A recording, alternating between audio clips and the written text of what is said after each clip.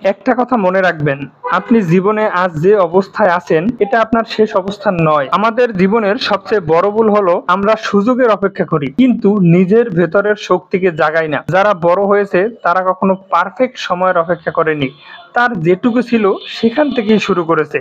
দেখুন, মানুষ আপনাকে অবহেলা করতেই পারে, হাসতেই পারে, কিন্তু আপনি নিজের ভেতরের আগুনটা যদি জ্বালিয়ে ফেলেন তখন সেই একই মানুষই আপনাকে উদাহরণ হিসাবে দেখবে। আপনি আজকে যেখানে আছেন সেটা আপনার ফল্ট না, কিন্তু আগামী 1 বছর পরে কোথায় থাকবেন সেটা পুরোপুরি আপনার চয়েস। জীবনের একটা সত্যি, আপনি যতদিন নিজেকে ছোট ভাববেন জীবনও আপনাকে ছোট রাখবে। আপনি যদি নিজের পরিবারের অবস্থা পরিবর্তন করতে চান, আপনি যদি নিজের সন্তানকে ভালো ভবিষ্যৎ দিতে চান, আপনি যদি সত্যিই কিছু করতে চান, তাহলে আজই একটা সিদ্ধান্ত নিন।